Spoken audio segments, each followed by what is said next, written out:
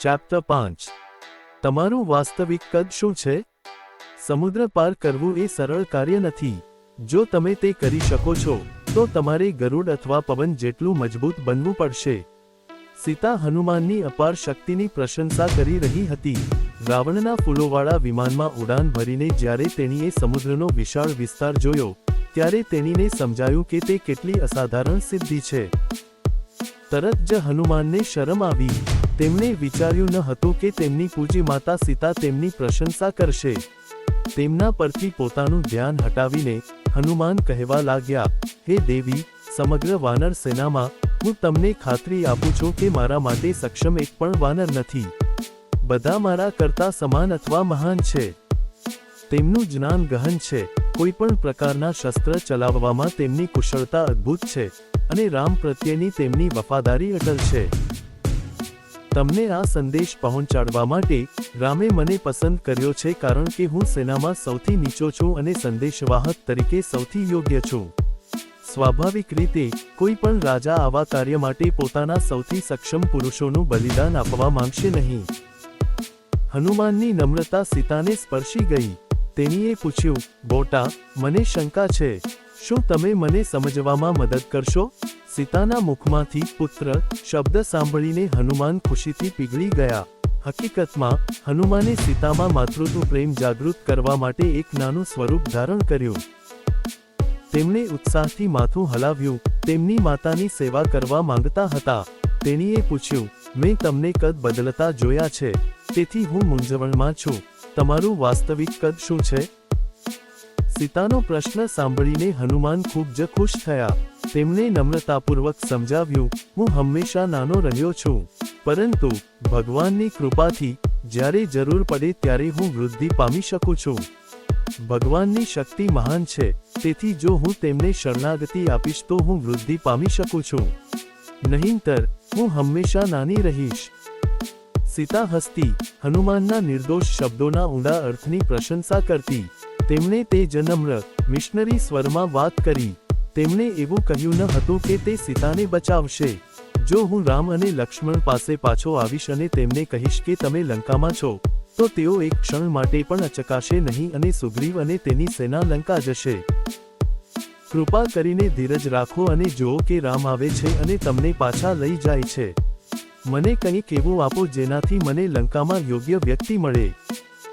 હનુમાનના માથા પર સુતમની પરિણીત સ્ત્રી દ્વારા પહેરવામાં આવતો મુગટ મૂકીને સીતાએ તેમને રામને અર્પણ કરવા કહ્યું.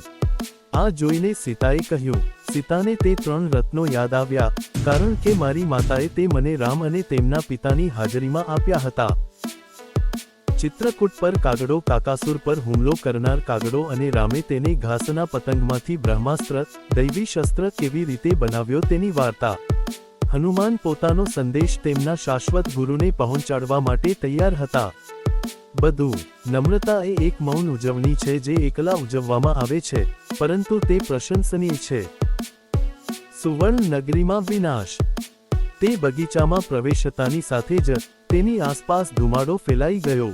બધું નાશ પામ્યું. બધે જ કાટમાળ. શ્રીલંકાની શાહી વસાહત, જે એક સમયે તેમના રાજાનું ગૌરવ હતી, હવે કબ્રસ્તાન બની ગઈ. એક અશોક વૃક્ષ હજુ પણ ઊભું હતું, જેની નીચે સીતા હજુ પણ બેઠી હતી. પરંતુ જ્યારે તેઓએ નજીકથી જોયું ત્યારે વિનાશક ક્યાંય દેખાતો ન હતો. આદેશ આપવામાં આવ્યો અને સીતા તરત જ 10 દિશામાં વિખેરાઈ ગઈ. એવું વિચારીને કે ગુનેગાર ડરથી ક્યાંક છુપાયેલો છે, તેઓ સીતાના ઝાડ પાસે ગયા. તે વિસ્તારમાં ફક્ત સીતા જીવતી હતી. બાકીના કાં તો મૃત્યુ પામ્યા અથવા ભાગી ગયા. એક રસપ્રદ ઘટના બને છે જ્યારે અશોક, જે રાવણ દ્વારા કટોકટીની તપાસ કરવા માટે મોકલવામાં આવેલા 80,000 સૈનિકો સીતા પાસે પહોંચ્યા. તેમણે ઝાડના પાંદડામાંથી અવાજ સાંભળ્યો. તેઓ તપાસ કરવા ગયા. અચાનક એક અડધું ખાધેલું સફરજન તેમના મોંમાં પડી ગયું. તેઓ નિરાશ થયા. તેમણે પોતાના એક સૈનિકને ઝાડ પર ચડીને શોધવા કહ્યું કે કયું પ્રાણી છુપાયેલું છે. જેમ જેમ તે માણસ ઝાડની ટોચ પર પહોંચ્યો, એક પગ દેખાયો અને તેની પાંસળીઓમાં વાગ્યો. તે માણસ કૂદી પડ્યો. લોહીની ઉલટી થઈ, જમીન પર પડ્યો અને તરત જ મૃત્યુ પામ્યો.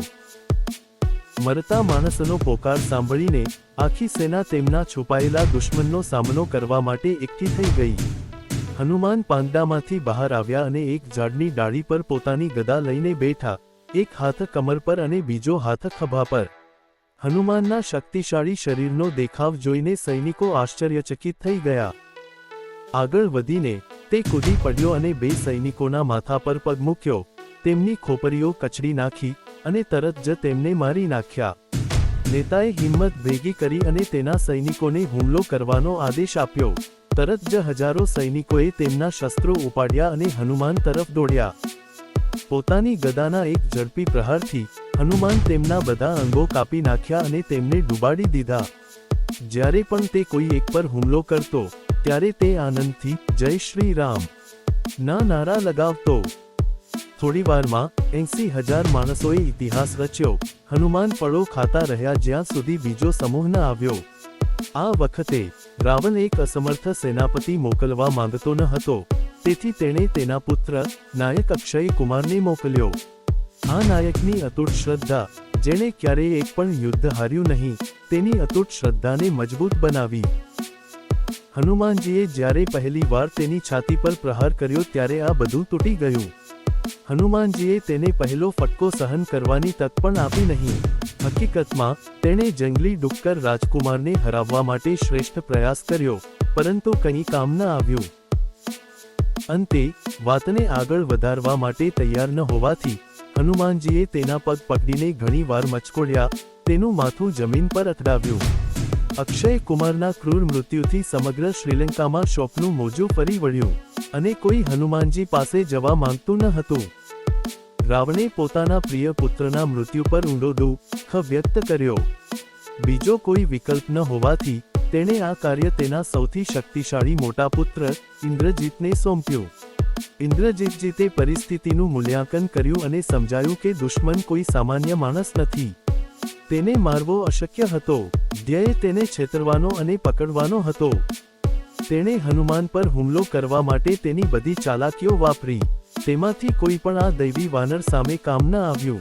અંતે તેણે પોતાના હાથમાં રહેલા સૌથી શક્તિશાળી અને અચૂક શસ્ત્ર બ્રહ્માસ્ત્ર, એક દૈવી અને દોષરહિત દોરડું અસ્ત્ર નો ઉપયોગ કરવાનું નક્કી કર્યું. ઇન્દ્રજીત હસ્યો, હનુમાનની છાતી પર તીર છોડ્યું. બ્રહ્માસ્ત્રએ તેની છાતી પર વાગતા હનુમાન સ્તબ્ધ થઈ ગયા. તેણે તેના આગામી પગલાં વિશે ગંભીરતાથી વિચાર્યું. તેમણે નક્કી કર્યું કે અશોક વાટિકા અને રાવણની સેનાનો વિનાશ તેમની પહેલી મુલાકાતનો અંત નહીં હોય. તેનો હેતુ રાવણને કડક ચેતવણી આપવાનો હતો. હવે જ્યારે તેણે ઘણું નુકસાન કર્યું હતું અને શ્રીલંકામાં પોતાની પ્રતિષ્ઠા સ્થાપિત કરી હતી, ત્યારે રાજાનો સામનો કરવાનો સમય આવી ગયો હતો. ત્યારબાદ તેમની આંખો પર પટ્ટી બાંધીને બ્રહ્મપાશાના દોરડાથી બાંધી દેવામાં આવ્યા. આ બધું જોઈ રહેલા સૈનિકો બ્રહ્માના દોરડાથી બંધાયેલા હનુમાનના ઝાંખા સ્મિતને સમજી શક્યા નહીં. બ્રહ્માએ તેમને આશીર્વાદ આપ્યા કે બ્રહ્મા કોઈ પણ શસ્ત્રથી મુક્ત થશે. પરંતુ દૈવી શસ્ત્ર પ્રત્યે આદર અને રાવણને મળવા બદલ હનુમાન પોતાને બંધનમાં રહેવા દીધા. પથ્થરોથી ઢંકાયેલા ઊંચા સોનાના સિંહાસન પર બેઠેલા રાવણે શ્રીલંકાને ઘેરી લેનારા ચાલાક વાંદરાને જોયું. તેને એ વાતનો અણગમો થયો કે તેના સૈનિકો આ ક્રૂર અને હાનિકારક વાંદરાને પકડી શક્યા નહીં. ફરીથી રાવણના વ્યક્તિત્વ પ્રત્યે હનુમાનની ઊંડી પ્રશંસાએ તેને ભરાઈ ગયો. કોઈ શંકા નથી કે તે ખૂબ જ પ્રભાવશાળી હતો. જો તે ધર્મનો દુશ્મન ન હોત, તો તે વિશ્વનો તારણહાર હોત. પરંતુ અફસોસ, આ બધું ફક્ત એક કાલ્પનિક હતું. સત્ય એ છે કે તે એક રાક્ષસ હતો, અને તે ખૂબ જ દુષ્ટ હતો. એક સંદેશ હતો જે હનુમાનને જગાડી શકે છે. કારણ કે કોઈએ તેને બેસવાની જગ્યા આપી ન હતી, તેથી હનુમાને વિચાર્યું કે તેને મદદ કરવી વધુ સારું રહેશે. તેની પૂંછડી તેના પગ પાછળ લપેટીને હનુમાને પોતાના માટે એક પાદડું બનાવ્યું. તેણે જાણી જોઈને પાદડું ઊંચું કર્યું જેથી રાવણ તેને સ્પષ્ટ રીતે જોઈ શકે, જેથી તેને જોવા માટે તેને હવે તેની ગરદન વાળવી ન પડે. હનુમાને પોતાને કૌશલ્યાના પુત્રના સેવક તરીકે રજૂ કર્યો, જે તેની માતા સીતાની શોધમાં નીકળ્યો હતો. હનુમાને રાવણને ચેતવણી આપી કે તેણે સીતાને સન્માન સાથે પરત કરવી જોઈએ, કારણ કે આવું કરવું તેના માટે વિનાશક હશે. મહેલ અને તેના અનુયાયીઓ સામે આ વાનર પાસેથી આવા ઘમંડી શબ્દો સાંભળીને રાવણે બૂમ પાડી, "આ વાંદરાને મારી નાખો." રક્ષકોએ પોતાના શસ્ત્રો ઊભા કર્યા અને હનુમાન તરફ દોડી ગયા. ત્યારે રાવણનો નાનો ભાઈ વિભીષણ આગળ આવ્યો અને સંદેશવાહકને તેના નુકસાનથી બચાવ્યો. તેણે રાજાને યોદ્ધા વર્તનના નિયમો યાદ અપાવ્યા, જે સંદેશવાહકોને નુકસાન પહોંચાડવાની સખત મનાઈ કરે છે. રાવણ સામે હિંમતભેર બોલનારા માણસની હિંમતથી હનુમાન પ્રભાવિત થયા. પોતાના ભાઈના શબ્દોની શક્તિ જોઈને રાવણે તેને મારવાનો નહીં, પણ તેને નુકસાન પહોંચાડવાનો નિર્ણય કર્યો. તરત જ પૂંછડી પર સેંકડો કાપડના ટુકડા લાવવામાં આવ્યા અને હનુમાનની લાંબી પૂંછડીની આસપાસ વીંટાળવામાં આવ્યા. બધા આશ્ચર્યચકિત થઈ ગયા કે પૂંછડી કેટલી લાંબી હતી. જ્યારે સંપૂર્ણપણે લંબાવવામાં આવી, ત્યારે તે મહેલના આખા ફ્લોરને ઢાંકી દે છે. જ્યારે કાપડને પૂંછડી સાથે બાંધવાની ભવ્ય યોજના પૂર્ણ થઈ, ત્યારે કાપડમાં આગ લાગી. કાપડમાં આગ લાગતાની સાથે જ પૂંછડી કાર્યરત થઈ ગઈ. અત્યાર સુધી તે ગતિહીન હતું. અચાનક તે ઝડપથી ફરવા લાગ્યું અને તીવ્રપણે બળવા લાગ્યું. મહેલની આસપાસના લોકોના ચહેરા પ્રકાશિત થઈ ગયા. રાવણે હનુમાનને વધુ કડક રીતે બાંધ્યો અને તેને તાત્કાલિક દરબારમાંથી બહાર કાઢવાનો આદેશ આપ્યો. જ્યારે તે મહેલ છોડીને ગયો, ત્યારે તે હનુમાનને શ્રીલંકાના લોકોને સાબિત કરવા માટે શહેરમાં લઈ ગયો કે તેમનો ગુનેગાર પકડાઈ ગયો છે અને તેના પાપોની સજા થઈ ગઈ છે. રાવણ શ્રીલંકાના અશાંત અને ભયભીત મનને શાંત કરવા માટે આ કરવા માંગતો હતો. હકીકતમાં, હનુમાન તેનો ઉપયોગ શ્રીલંકાના કિલ્લાઓ વિશે જાણવાની તક તરીકે કરતો હતો. હનુમાનને હાંકી કાઢવામાં આવ્યા ત્યારે સમગ્ર શ્રીલંકામાં હાસ્ય ફાટી નીકળ્યું. શ્રીલંકાના લોકો વાંદરાઓના દુઃખનો આનંદ માણી રહ્યા હતા. જ્યારે સીતાએ સાંભળ્યું કે હનુમાનની પૂંછડી બળી રહી છે, ત્યારે તેણે અગ્નિના દેવને પ્રાર્થના કરી અને તેને પૂંછડીને નુકસાન ન પહોંચાડવા કહ્યું. અચાનક હનુમાનને કોઈ દુખાવો ન થયો. તેને સમજાયું કે આ સીતાની પ્રાર્થનાનું પરિણામ છે. તેણે નક્કી કર્યું કે તાત્કાલિક પગલાં લેવાનો સમય આવી ગયો છે. તે તેને બાંધેલા દોરડાથી સંકોચાઈ ગયો. તેને ખેંચી રહેલા સૈનિકો પાસે ફક્ત એક જ દોરડું હતું. આસપાસ જોતા, તેઓ તેને નજીકના મકાનની છત પર જોતા, તેઓ સમજી શક્યા નહીં કે તે ત્યાં કેવી રીતે પહોંચ્યો. જ્યારે તેણે નિરાશામાં તેને જોયું, ત્યારે હનુમાન હસ્યા અને તેની પૂંછડીથી આખી ઇમારતને આગ લગાવી દીધી. સૈનિકો હનુમાનને પકડવા દોડ્યા, પરંતુ ત્યાં સુધીમાં તે બીજા મકાનની છત પર કૂદી ગયો હતો અને તે મકાનને પણ આગ લગાવી દીધી હતી. પોતાને એક રાક્ષસમાં ફેરવીને તે એક મકાનથી બીજી ઇમારત કૂદી પડ્યો અને બધું જ બાળી નાખ્યું. ટૂંક સમયમાં જ વિભીષણના મહેલ સિવાય બધી ઇમારતો આગમાં લપેટાઈ ગઈ. સુવર્ણ નગરી આગમાં લપેટાઈ ગઈ. શ્રીલંકામાં પ્રવેશતા પહેલા જે પર્વતની ટોચ પર તે ઊભો હતો, તે જ પર્વત પરથી તેણે સળગતા શહેરનું નિરીક્ષણ કર્યું. દૂરથી ભયંકર ચીસો સંભળાઈ. સપનાઓનું શહેર હવે ભયાનક શહેર બની ગયું હતું. શ્રીલંકાના લોકોની દુર્દશા પર હસ્યા પછી તે અચાનક ભયથી ઘેરાઈ ગયો. અચાનક તેણે પોતાનો વિચાર બદલી નાખ્યો. દુશ્મનને હરાવવાનો શ્રેષ્ઠ રસ્તો એ છે કે તેનો આત્મવિશ્વાસ તોડી નાખવો. લંકામાં વરસાદ. આ સંપૂર્ણપણે વાહિયાત હતું. તે આ કેવી રીતે કરી શકે? તે કોના પક્ષમાં હતો? તેની મૂર્ખતાએ તેના બધા પ્રયત્નો નિરર્થક બનાવી દીધા. હનુમાન આ નવા વિકાસથી ખૂબ જ નારાજ હતા. આ ઘટના ત્યારે બની જ્યારે તેઓ શ્રીલંકામાં તેમના વિજયની ઉજવણી કરી રહ્યા હતા. વરસાદ શરૂ થયો. લંકાના લોકો વરસાદની શરૂઆતની ઉજવણી કરવા લાગ્યા. બધે આનંદના નાદ સંભળાયા. વરસાદના દેવતા ઇન્દ્ર આવું કેવી રીતે કરી શકે? શું તે રામના પક્ષમાં હતો કે રાવણના પક્ષમાં? હનુમાન આ પરિવર્તનથી નારાજ થયા અને તેનો સામનો કરવાનું નક્કી કર્યું. તેણે જોયું કે ઇન્દ્ર વાદળોમાં પોતાનું મિશન પૂર્ણ કરીને પાછા ફરવાની યોજના બનાવી રહ્યા હતા. હનુમાને તેને રોક્યો અને તેના કાર્યો પર પ્રશ્ન ઉઠાવ્યો. ઇન્દ્ર હસ્યા અને હનુમાનને શ્રીલંકામાં શું થઈ રહ્યું છે તે કાળજીપૂર્વક જોવા કહ્યું. પાછળ ફરીને જોયું તો હનુમાનને બધા પીડાથી ચીસો પાડતા અને એક સ્તંભથી બીજા સ્તંભ તરફ દોડતા જોવા મળ્યા. શહેર સંપૂર્ણ અરાજકતામાં હતું અને આગ ફેલાઈ રહી હતી. પરંતુ આ બધા છતાં તેમને સૌથી વધુ આશ્ચર્ય શ્રીલંકામાં અવિરત વરસાદથી થયું. હનુમાન ઇન્દ્ર તરફ જોયું, જે સંપૂર્ણ મૂંઝવણમાં હસ્યા. ઇન્દ્ર હસ્યા અને જવાબ આપ્યો, હનુમાન, વરસાદ પાણી નથી, તે બળતણ છે. ઇન્દ્રના જ્ઞાનથી સંતુષ્ટ થઈને હનુમાન પર્વતની ટોચ પર નજર કરી. પક્ષીની નજરથી શ્રીલંકાને જોતા તેમણે જોયું કે શહેરનો દરેક ખૂણો જ્વાળાઓમાં લપેટાયેલો હતો. ભયે તેમને ફરીથી ઘેરી લીધા, પરંતુ આ વખતે એક અલગ કારણોસર. તેમણે તેમના જીવનની સૌથી મોટી ભૂલ કરી. તે આ કેવી રીતે કરી શક્યો હોત? જો શ્રીલંકાના દરેક ખૂણે બળી રહ્યું હોત, તો શું માતા સીતા પણ એ જ આગમાં બળી ન હોત? અશોક મહેલમાં દોડી ગયો અને પોતાને શાપ આપ્યો. તેમણે મૂર્ખતાપૂર્વક શ્રીલંકા આવવાના હેતુનો નાશ કર્યો હતો. જો માતા સીતાને અગ્નિમાં બાળી નાખવામાં આવી હોત, તો તેમની પાસે જીવવાનું કોઈ કારણ ન હોત. તે પોતાને અગ્નિમાં ફેંકી દેતો. સુગ્રીવ, રામ અને લક્ષ્મણનો સામનો કરવાની હિંમત તેની પાસે કેવી રીતે હતી? આ અતિશય અભિનયનું પરિણામ હતું. તણાવ જીવનની વાસ્તવિકતાને અસ્પષ્ટ કરે છે, અને વ્યક્તિના કાર્યો તેની લાગણીઓ દ્વારા નિયંત્રિત થાય છે. ક્રોધ લોકોને મૂર્ખ અને અસંવેદનશીલ બનાવે છે. ગુસ્સે થયેલ માણસ તેના કાર્યોમાં બેચેન બની જાય છે. તેનું મન તેના પગ કરતાં વધુ ઝડપથી દોડી રહ્યું હતું. ફરક માત્ર એટલો હતો કે તેનું મન ભવિષ્ય પર હતું, પણ તેના પગ વર્તમાનમાં દોડી રહ્યા હતા.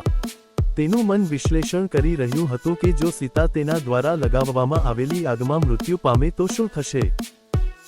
જ્યારે માતા સીતા મૃત્યુ પામે છે, ત્યારે રામ અને લક્ષ્મણ તેમના શરીર છોડી દેશે. સુગ્રીવ પણ પોતાને માફ કરી શક્યા નહીં. ભરત અને શત્રુઘ્ન આ સમાચારથી કેવી રીતે બચી ગયા? જ્યારે તેને ખબર પડી કે પવિત્ર ઇક્ષ્બાકુ વંશનો અંત આવી રહ્યો છે, ત્યારે બધા જીવો દુઃખ અને પીડાથી ભરાઈ ગયા. મારું હૃદય ક્રોધથી ભરાઈ ગયું છે, અને હું વિશ્વનો નાશ કરવા બદલ દોષિત અનુભવું છું, ઉદાસ હનુમાન વિચારે છે. પછી હનુમાન અશોક વાટિકા પહોંચ્યા. અચાનક ચારે બાજુ શુભ સંકેતો દેખાવા લાગ્યા. કોઈક રીતે તેમનું મન શાંત થઈ ગયું, અને સકારાત્મક વિચારો ફરી વહેવા લાગ્યા. અગ્નિ અગ્નિને કેવી રીતે નુકસાન પહોંચાડી શકે છે? માતા સીતાની પવિત્રતા અગ્નિની પવિત્રતા જેવી છે. તેમની પ્રાર્થનાની શક્તિએ મને મારી પૂંછડી બાળવાથી બચાવ્યો. તે અગ્નિમાં કેવી રીતે મરી શકે? હનુમાન વિચારતા હતા, તેની પોતાની પવિત્રતા અને રામના પવિત્ર નામની શક્તિને કારણે બચી ગઈ.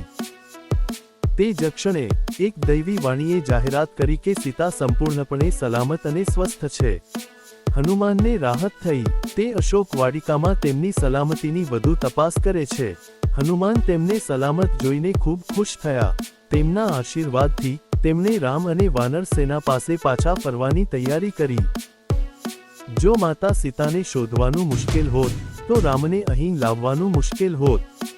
જો એકલા આવવું મુશ્કેલ હોત, તો સેના સાથે પાછા ફરવું અશક્ય હોત. જો તમારી જાતે મુસાફરી કરવી મુશ્કેલ હોત, તો લાખો વાંદરાઓનું નેતૃત્વ કરવું પાગલ હોત. પહેલો અક્ષર પોલીસ હિંમતનું પ્રતીક છે, અને છેલ્લો અક્ષર પસ્તાવો દર્શાવે છે. મને સીતા મળી છે. બીજી બધી શોધ ટુકડીઓ નિષ્ફળતાના સમાચાર લઈને પાછા ફર્યા.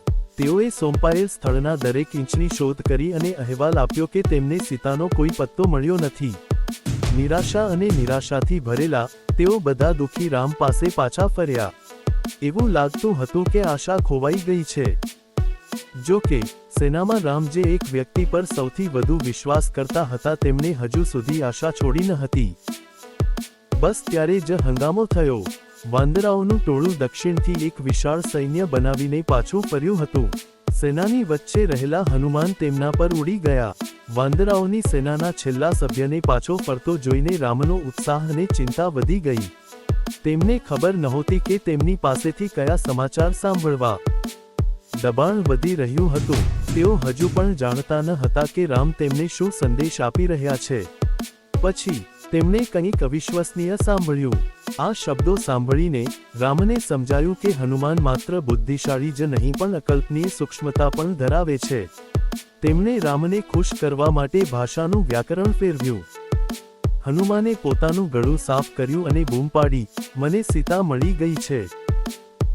રામને જોઈને હનુમાન સમજી શક્યા કે તેમના ગુરુ ખૂબ જ દબાણમાં હતા અને શોધના પરિણામ વિશે અનિશ્ચિત હતા. રામની આસપાસ ભેગા થયેલા અન્ય શોધ ટીમોના બધા નેતાઓને જોઈને હનુમાન સમજી શક્યા કે તેમના ગુરુ તેમની નિષ્ફળતાથી નિરાશ હતા. તેઓ જાણતા હતા કે રામની ચિંતા ઓછી કરવા માટે તેમણે યોગ્ય રીતે વાતચીત કરવી પડશે. તેઓ જાણતા હતા કે તેમણે પરિસ્થિતિનું વિશ્લેષણ કરવું પડશે અને ફક્ત "મને સીતા મળી" એમ કહેવાનું નહીં. જો નિષ્ફળતાથી ઘેરાયેલા રામે પહેલા કહ્યું હોત, "મને સીતા મળી નથી", તો તેમણે વિચાર્યું હોત, "મને સીતા મળી છે." આ વિચાર તેમને મારી નાખત. હનુમાન "મને સીતા મળી છે" એવું જાહેર કરવાનો ઇનકાર કરતા, કારણ કે તે પણ રામને ખોટા નિષ્કર્ષ પર લઈ જતો. જ્યાં સુધી હનુમાન તેમના સુધી પહોંચ્યા નહીં, ત્યાં સુધી રામ પાસે તેમની શ્રદ્ધાને પુનર્જીવિત કરવા અને તેમને દ્રઢ રહેવા માટે પ્રોત્સાહિત કરવા માટે ફક્ત એક જ શબ્દ હતો. તે એક શબ્દ અમૃતથી ભરેલો હતો. વ્યાકરણની રીતે ખોટો હોવા છતાં તે ખૂબ જ સૂક્ષ્મ હતો. વાતચીત વ્યાકરણની સંપૂર્ણતા વિશે નહોતી, પરંતુ તે જે સાંભળવા માંગતો હતો તે સૂક્ષ્મ અને મધુર રીતે પહોંચાડવામાં સંપૂર્ણતા વિશે હતી. હનુમાને વ્યાકરણને તોડી પાડ્યું અને રામના સંકલ્પને મજબૂત બનાવ્યો. હનુમાન અને તેમનો પક્ષ રામ પાસે પહોંચતા જ દોડી ગયા અને તેમને કહ્યું કે તેઓ શ્રીલંકામાં સીતા સુધી સફળતાપૂર્વક પહોંચી ગયા છે. રામે યોગ્ય સ્થાન શોધી કાઢ્યું અને સીતાના કલ્યાણ વિશે પૂછપરછ કરી. હનુમાનજીએ દરેક ઘટનાનું વિગતવાર વર્ણન કર્યું. તેમણે લંકા અને તેની આસપાસની દરેક ઘટનાનું વર્ણન તેમના વર્ણનમાં કર્યું. અંતે તેમણે સીતા દ્વારા રામને આપેલ સુદામણી, સૂર્યમુખી આપ્યું. તેમની મીઠી યાદોએ તેમનું મન ભરી દીધું અને તેઓ શાંત અને શાંત નેતા રહી શક્યા નહીં. તેમણે ઉદાસ અવાજમાં રડ્યા. આખી વાંદરાઓ ભગવાનની આસપાસ ભેગા થયા. તેમના પ્રિયજનોની દુર્દશા પર શોક વ્યક્ત કર્યો. મૂડ હળવો કરવા માટે હનુમાનજીએ કાકાસુરની વાર્તા કહી, જેણે તેમની માતા સીતાને તેમની સાથે શેર કરી. સીતાના સુદામાને જોયા પછી અને કાકાસુરની વાર્તા સાંભળ્યા પછી રામને કોઈ શંકા વિના ખબર પડી કે હનુમાનને સીતા મળી ગઈ છે. તેમણે કહ્યું કે સીતાને શોધવા માટે હનુમાનના પ્રયાસો માટે માત્ર તેમણે જ નહીં પરંતુ સમગ્ર રઘુવંશે આભારી રહેવું જોઈએ. રામે પ્રેમથી કહ્યું, "હે હનુમાન, આ ક્ષણે તમારી મહાન સેવા માટે આભાર માનવાનું મારી પાસે કોઈ કારણ નથી. તમે મારા માટે જે કર્યું છે તે મારો પ્રેમાળ આલિંગન છે. આ બધું મારા માટે છે તેમ સ્વીકારો." રામે હનુમાનને પૂરા હૃદયથી ભેટી પડ્યા, પ્રેમથી ભેટી પડ્યા. હનુમાન ખરેખર તે ભેટમાં ઓગળી ગયા. તેમણે આંખો બંધ કરી અને તેની દરેક ક્ષણનો આનંદ માણ્યો. તેઓ ઈચ્છતા હતા કે આ ભેટની યાદ તેમના અર્ધજાગ્રત મનમાં કાયમ રહે. તેમણે વિચાર્યું કે તેઓ કેટલા ભાગ્યશાળી છે કે હજારો વર્ષોથી કઠોર તપસ્યા કરનારા મહાન ઋષિઓ દ્વારા તેમને ભેટી પડ્યા. હનુમાનને લાગ્યું કે રામના આ ભેટથી વધુ કિંમતી કંઈ નથી. તે ભેટથી હનુમાનને રામની સેવામાં પોતાનું જીવન સમર્પિત કરવા અને શક્ય તેટલા બધા રીતે તેમને ખુશ કરવા પ્રેરણા મળી. તેમણે નક્કી કર્યું કે રામ પાસેથી બીજું આલિંગન મેળવવાની તેમના જીવનની ઈચ્છા છે. તેઓ બરાબર જાણતા હતા કે તે કેવી રીતે ચાલશે. ભાષા હૃદય જોડાણ અને શબ્દોના સંચારનું માધ્યમ નથી. જ્યારે અશક્ય શક્ય બને છે. અશક્ય શક્ય બને છે. 5 દિવસમાં સ્થપતિ નળ અને નીલના નેતૃત્વમાં વાંદરાઓની સેનાએ 100 યોજન લાંબો અને 10 યોજન પહોળો એક પથ્થરનો પુલ બનાવ્યો અને તેને સમુદ્ર પાર કરીને શ્રીલંકા લઈ ગઈ. યુદ્ધ માટે ઉત્સુક રાવણના સૈનિકો વાંદરાઓના સૈનિકો તેમના કિનારે પહોંચે ત્યાં સુધી બેફામ રાહ જોતા રહ્યા. તેમના હાથ સારી લડાઈ માટે ઝંખતા હતા. તેમને ખબર નહોતી કે આ તેમનો છેલ્લો મોકો છે. બંને સેનાઓ વચ્ચે યુદ્ધ ઘણા દિવસો, રાત અને અસંખ્ય કલાકો સુધી ચાલ્યું. દિવસે વાંદરાઓની સેના જીતી જશે, પરંતુ રાત્રે રાક્ષસોએ તેમના ભ્રમ સાથે અંધારામાં પોતાની શક્તિ પ્રદર્શિત કરી. યુદ્ધનો વળાંક રાવણના પુત્ર ઇન્દ્રજીતનો પ્રવેશ હતો. તેણે અદૃશ્ય રીતે તેના બધા હુમલાઓ શરૂ કર્યા. તે વીજળીની ગતિએ આગળ વધ્યો, જુદી જુદી દિશામાંથી શસ્ત્રો ફેંક્યા. કોઈ સમજી શક્યું નહીં. ઇન્દ્રજીત પર હુમલો તો દૂર જ, આખી વ્યૂહાત્મક યોજના ભાઈઓ રામ અને લક્ષ્મણ પર નિર્ભર છે તે સમજીને ઇન્દ્રજીતે બ્રહ્મા દ્વારા આપવામાં આવેલ મિસાઇલ છોડ્યું. આ શસ્ત્ર લક્ષ્મણને બેભાન કરી નાખ્યો. જ્યારે લક્ષ્મણનો પતન થયો, ત્યારે આખી વાનર સેના હિંમત હારી ગઈ. લડવાની ઈચ્છાશક્તિ ગુમાવી દીધી. અને બધાએ પોતાના શસ્ત્રો નીચે ફેંકી દીધા અને તેમના પતન પામેલા નેતાની મદદ માટે દોડી ગયા. દરમિયાન દુશ્મન વાનર સૈનિકોને મારવા લાગ્યા. વાનર છાવણી ગભરાઈ ગઈ. ત્યાં સુધીમાં રાક્ષસ આવી ગયો હતો. તે બીજે ક્યાંક લડી રહ્યો હતો, તેથી તેને આવવામાં થોડો સમય લાગ્યો. શું હનુમાન જીવે છે? તેનો પહેલો પ્રશ્ન હતો.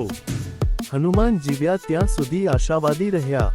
જ્યારે તે વાંદરાઓના જૂથની વચ્ચે પહોંચ્યો, ત્યારે તેણે લક્ષ્મણને બેભાન પડેલા જોયા.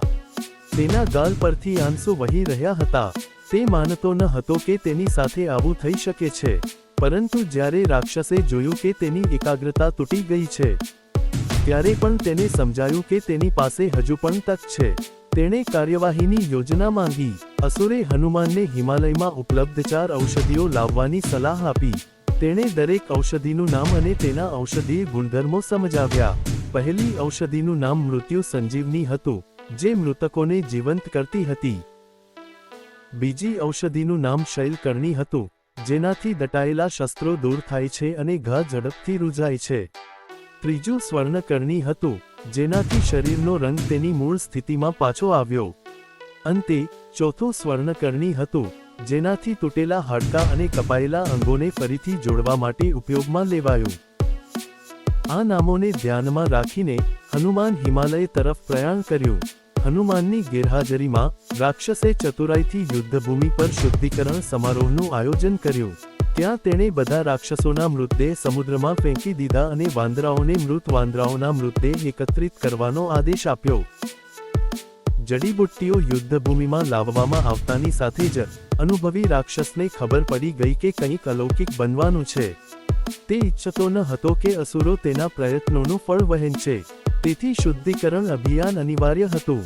પૂર્ણ થયા પછી હનુમાનને નિયત સમયે જાદુઈ ઔષધિઓ સાથે પાછા ફર્યા ત્યાં સુધી રાહ જોવી પડી અને પ્રાર્થના કરવી પડી. રસ્તામાં અનેક પડકારોનો સામનો કરીને હનુમાન ભવ્ય હિમાલય પહોંચ્યા. જો કે આ વિશાળ પર્વતોમાં ઉગેલી ઔષધિઓની વિશાળ શ્રેણીમાં ઔષધિઓને ઓળખવી એ એક મોટો પડકાર હતો. તબીબી રીતે બિનઅનુભવી હોવાને કારણે તેને ખબર નહોતી કે તેમને કેવી રીતે ઓળખવા અથવા એક ઔષધિને બીજી ઔષધિથી કેવી રીતે અલગ પાડવી. જો તેની પાસે સમય હોત તો તે કોઈક રીતે તે શોધી શક્યો હોત. પરંતુ આજે સમય પહેલા કરતાં વધુ ઝડપથી આગળ વધી રહ્યો હતો, જાણે તેની ગતિને નિયંત્રિત કરવાની ક્ષમતાની મજાક ઉડાવી રહ્યો હોય. કઈ ઔષધિ પસંદ કરવી તે નક્કી ન કરી શકતા હનુમાન અશક્યને શક્ય બનાવવાનું નક્કી કર્યું. તેમણે આખા પર્વતને પોતાની સાથે લઈ જવાનું નક્કી કર્યું. આખા પર્વતને ઉખેડી નાખ્યા પછી હનુમાન ખૂબ જ ઝડપથી અને દૃઢ નિશ્ચય સાથે પાછા ફર્યા. હનુમાન યુદ્ધભૂમિ પર પહોંચતાની સાથે જ ઔષધિની ગંધ લક્ષ્મણના નાક પર પડી અને તે ફરીથી હોશમાં આવી ગયો. ઔષધિઓની શક્તિથી મૃત વાંદરાઓ પણ પુનઃસ્થાપિત થયા. વાનર સેનાના ઉત્સવ અને આનંદથી અસુર સેનામાં ગુસ્સો અને ચીડ ફેલાઈ ગઈ, ખાસ કરીને કારણ કે તેઓ તેમના બધા મૃતકોને જીવંત કરવામાં અસમર્થ હતા કારણ કે તેઓએ કુશળતાપૂર્વક તેમને સમુદ્રમાં ફેંકી દીધા હતા. લક્ષ્મણને જોઈને રામને સાંત્વના મળી અને તેમના ભાઈને ગળે લગાવ્યા. હનુમાન પર્વતને તેની મૂળ સ્થિતિમાં પાછો ફર્યો અને ભયંકર યુદ્ધના અંતિમ તબક્કામાં જોડાયા. ટૂંક સમયમાં લક્ષ્મણે ઇન્દ્રજીતને મારી નાખ્યો. બાકીના અસુરોનો હનુમાન દ્વારા નાશ કરવામાં આવ્યો. રામ અને રાવણ વચ્ચે અંતિમ યુદ્ધ પૂરજોશમાં હતું. જેમ જેમ તીરોનો પ્રવાહ ચારે બાજુ ઉડી રહ્યો હતો, વાનર સૈનિકો તેમના નેતાની શક્તિથી રોમાંચિત થઈ ગયા. બંને શક્તિશાળી હોવા છતાં રામે આખરે રાવણની નાભી વીંધી નાખી અને તેની શક્તિનો નાશ કર્યો, જેનાથી તે નિર્જીવ થઈ ગયો. રાવણ તેના 10 માથામાંથી લોહી થૂંકતો મૃત્યુ પામ્યો. વાનર સેના આનંદથી ભરાઈ ગઈ અને રામ અને લક્ષ્મણની આસપાસ નાચવા લાગી. જો બધું સારી રીતે સમાપ્ત થાય તો સારું. હવે આપણા માટે ફરીથી મળવાનો સમય આવી ગયો છે. શંકાશીલ મન દ્વારા નક્કી કરાયેલી સીમાઓ અશક્ય છે. ઉત્સાહ તેની સીમાઓને વિસ્તૃત કરે છે. ચેપ્ટર 6 આવી રહ્યું છે.